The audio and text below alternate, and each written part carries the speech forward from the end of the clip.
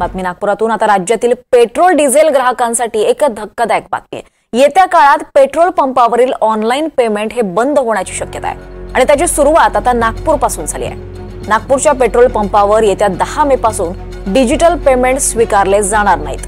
Petrol pump चालकांच्या खात्यात online रक्कम येत असल्यानं काही बँकांनी त्यांची खाती गोठवलीत आणि त्यामुळे पंप चालकांची आर्थिक अडचण झाली आहे। याबाबत सायबर पोलिसात तक्रार करून सुद्धा उपयोग झाला नाही आणि त्यामुळे आता ऑनलाईन पेमेंटच बंद करण्याचा निर्णय विदर्भ पेट्रोलियम डीलर्स असोसिएशनने घेतलाय।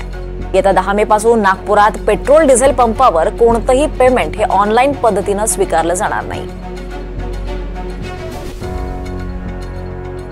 डिजिटल पेमेंट मुळे जो आमच्या डीलर्स लोकांना त्रास होत आहे त्याच्याबद्दल ही प्रेस कॉन्फरन्स आहे। आम्ही 10 तारखेपासून डिजिटल पेमेंट बंद करण्याचा निर्णय घेतला आहे, कारण आमचे 25 ते 30 डीलरच्या अकाउंट मध्ये लीन लावलेला आहे बँकांतर्फे आणि बँकांना हे नॅशनल सायबर क्राईम पोर्टल द्वारे इन्फॉर्मेशन आली आहे की या अकाउंट मध्ये लीन लावा किंवा अकाउंटला फ्रीज करा। आता 2 डीलरचे अकाउंट फ्रीज झालेले आहे। आमचे एक डीलर आहे, त्यांच्या अकाउंट मध्ये 10,000चं क्रेडिट कार्ड झालं होतं, त्याच्यासाठी त्यांचं पूर्ण अकाउंट 6 महिने ब्लॉक करून ठेवलं। या संदर्भात अधिक माहिती घेऊयात। आपल्यासोबत आपले प्रतिनिधी संजय तिवारी आहेत। संजय, पेट्रोल पंपावरचं ऑनलाईन पेमेंट बंद होण्याची शक्यता वर्तवण्यात येते आणि त्याची सुरुवात ही नागपूरपासून होते, यामागची कारणं काय आहेत नेमकी? अगदी बरोबर दीपाली, मला एक इथे सांगायचं आहे की ऑनलाईन पेमेंट कोरोना नंतर वाढलेले आहेत। स्पेशली आपण जेव्हा पेट्रोल किंवा डिझेल विकत घ्यायला जातो त्यावेळेस 70% जे व्यवहार आहेत ते ऑनलाईन होतात। याच्यामध्ये UPI म्हणजे गुगल पे किंवा भीम ॲप द्वारे होतात आणि त्याशिवाय क्रेडिट कार्ड, डेबिट कार्ड याच्यातून ऑनलाईन पेमेंट्स होतात। नागपूरचं जर बघितलं तर सुमारे 2000 असे प्रत्येक पेट्रोल पंपवरती ट्रान्झॅक्शन्स दररोज होतात।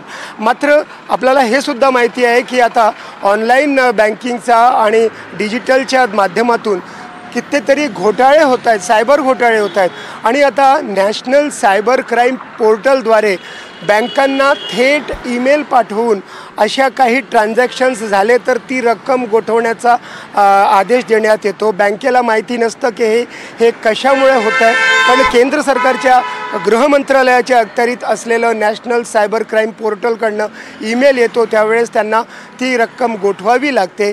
अशा कितीतरी नागपूरच्या कितीतरी पेट्रोल पंप संचालकांच्या लाखो रकमा गोठवण्यात आलेल्या आहे आणि आत्ता जसं आपण ऐकलं 2 पेट्रोल पंप संचालकांची तर पूर्ण खातीच गोठवण्यात आलेली आहे आणि त्यामुळे पेट्रोल पंप संचालक आर्थिक अडचणीत सापडले आहेत, ते हैराण झालेले आहेत आणि त्यामुळे त्यांनी हा निर्णय घेतलेला आहे की सरळ ऑनलाईन पेमेंट्स म्हणजे UPI ॲप किंवा क्रेडिट किंवा डेबिट कार्डनी पेमेंट स्वीकारणं 10 मे पासून बंद करायचं आणि त्यामुळे त्यांनी ग्राहकांना सतर्क करण्यासाठी ही माहिती दिलेली आहे आणि हे फक्त एकट्या नागपुरातच नव्हे, पूर्ण महाराष्ट्रात आणि देशात हे सुरू आहे।